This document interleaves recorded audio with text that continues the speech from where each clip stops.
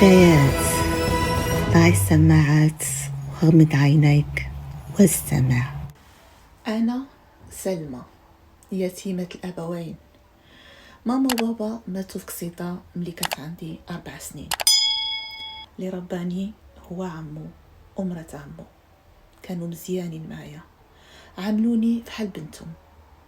كانت عندهم بنت وحدة مسمية سلوى، وكنا أنا وسلوى متفاهمين بزاف بحال الخوت وكتار. تربينا مع بعضنا وكبرنا مع بعضياتنا، قرينا في مدرسة واحدة، وكل شيء في المدرسة كان كيقول لهم عقلهم حنا خوت، خصوصا حنا عندنا نفس الأصل. ما كناش نقدروا نستغنوا على بعضياتنا، دائما مع بعضنا، لا في الدار لا في المدرسة لا في الزنقة، كنلعبوا مع بعضياتنا. حتى الكلية دخلنا لنفس الكلية. سلوى كانت مزيونة وحتى أنا مزيونة، حق كل واحد والجمال ديالو. هي عندها الجمال ديالها وأنا عندي الجمال ديالي. هي كان شعر كحل، عينها كبار وكحل وشوية سميمرة، وأنا كان شعري قهوي وعيني خضرين وبيضة. بالحق سبحان الله كان فينا تنشابه، لا في الوجه ولا في الطباع. جا الوقت اللي تعرفت على مصطفى في العطلة الصيفية.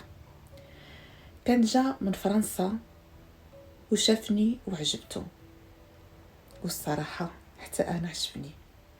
طلب مني نتلقاو، لبيت الدعوة ديالو. بقينا كنتلقاو حتى ما بقيناش كنقدروا نبعدوا على بعضياتنا، بغينا بعضنا بزاف في فترة وجيزة.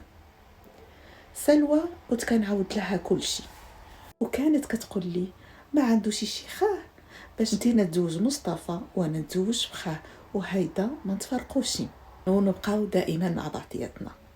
قلت لها خساره، ما عنده حتى واحد مقطوع من الشجره. قالت لي بصح خساره.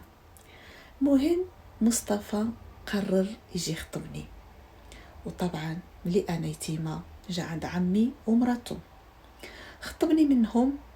وعمي ومراته عجبهم مصطفى بزاف ووافقوا عليه وفرحوا لي من قلبهم. الا سلوى حسيت انها غضبانه.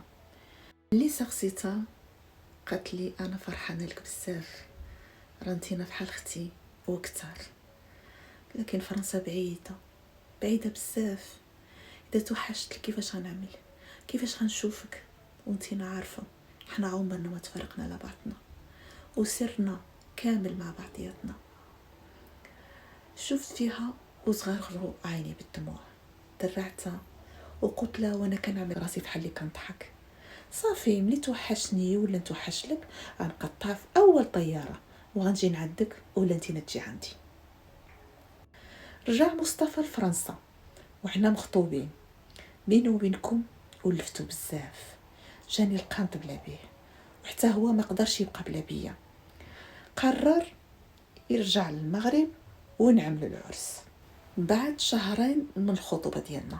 وخا عمي ومراته في الاول ما كانوش مقتنعين وقالوا خصهم يوجدوا لي ويعملوا لي عرس كبير، لكن انا بالالحاح ديالي قنعتهم. جا مصطفى وعملنا العرس، كان العرس غزال. عمي ومراته ما حرموني بحتى حاجه، عملوا لي القاعده كامله ما ناقصه حتى شي حاجه. بعد العرس بأسبوعين كنا غنطلعوا لفرنسا، حيت نسيت ما قلت لكم احنا في الاول عملنا الخطوبه بالكارت الصداق باش يوجدوا الورق بفرنسا. ومن حظي الجميل الورق ديالي وجدوا لي بسرعه، خصوصا مصطفى كان خدام خدمه مزيانه فرنسا. جا اليوم الفراق ديالي مع سلوى، كان يوم صعيب عليا وعليها. شحال بقينا معنقين بعضنا، ما بغيناش نتفرقوا على بعضياتنا. كنسمعوهم غا هما كيفرقونا وكيقولوا لنا صافي بركه راه الطياره غتمشي عليك اسلمى. في فرنسا عشت احسن ايام حياتي. واخا فرنسا كئيبه والجو ديالها ماشي مزيان، لكن الحنيه والمعامله الطيبه مصطفى ما خلتنيش نحس مرة بالقد. أنا وسلوى دائما كنتصلوا مع بعضياتنا في التليفون، كنعرف أخبار ديالها وهي كتعرف أخبار ديالي كاملة. ومن بعد عام من الزواج ديالنا أنا ومصطفى تزوجت سلوى، تزوجت واحد اسمه محمد وخدام محامي. ما قدرتش نحضر حيت كان جات كورونا، وفحال اللي كتعرفوا كان ممنوع السفر من بلاد لبلاد. بقى فيا بزاف حيت ما حضرتش لسلوى. بالحق صيفطت لي التصاور والفيديوهات في الواتساب، جات غزاله ورجلها الصراحه تمقال بقوسو مع راسو. بقيت كنلاحظ تغير في صحه رجلي، كل مره كيحرقوا شي حاجه وما بقاش نشيط فحال اللي كان. قلت له ضروري خصك تمشي للطبيب. قال لي مشيت. قلت له ايوا شنو قال لك؟ قال لي ماشي شي حاجه، غير شويه د التعب الخدمه وصافي. جاز ايام والصحه د مصطفى كتدهور نهار على نهار، وانا كنصر عليه ونقول له مشي للطبيب، بدل ديك الطبيب. دائما كيقول لي ماشي شي حاجه. احتضر فيا واحد المره وقال لي هذه صحتي وماشي شغلك. كانت هذه اول مره كيدور فيا مصطفى، وهذا اللي خلاني نتقلق ونقرر نعرف شنو عنده بالضبط. خليته حتى نعس ومشيت فتشت في الوراق اللي عطالو الطبيب، وتما كانت الصاعقه. مصطفى فيه الكانسير. دارت بيا الدنيا ومشيت بعيده وتخبعت وبقيت كنبكي وكنخاف، كنشد على دقمي، كنخاف نغوت.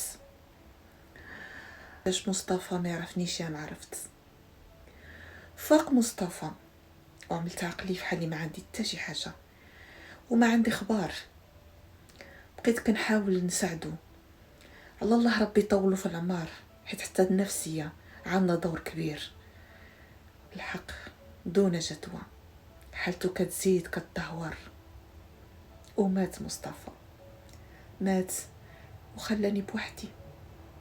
جاني اكتئاب وبقيت كنشوف الدنيا كحله بلا بيه. كل مطع في الدار كيفكرني به. قررت نرجع للمغرب. استقبلني عمي ومراته وسلوى ورجلها. سلوى أصرت نمشي معها للدار، واخا أنا كان خصني نمشي عند عمي بعيد من نجبر شي دار نسكن فيها. سلوى ما خلتنيش وقالت لي أنها توحشت لي بزاف، خصوصا وأن عمي كيسكن في مدينة بعيدة عليها، حيت هي ملي تزوجت تحولت لمدينة أخرى. بقات كترغبني حتى وافقت ومشيت معها للدار، وهنا غتقلب حياتي رأسا على عقب. وهنايا كينتهي الجزء الأول من القصة ديالنا، وانتظروا الجزء الثاني عما قريب. وما تنسوش تعملوا لي لايك واشتراك وتعليق وتفعيل الجرس باش يوصل لكم كل ما هو جديد ديالي. وشكرا ومع السلامة.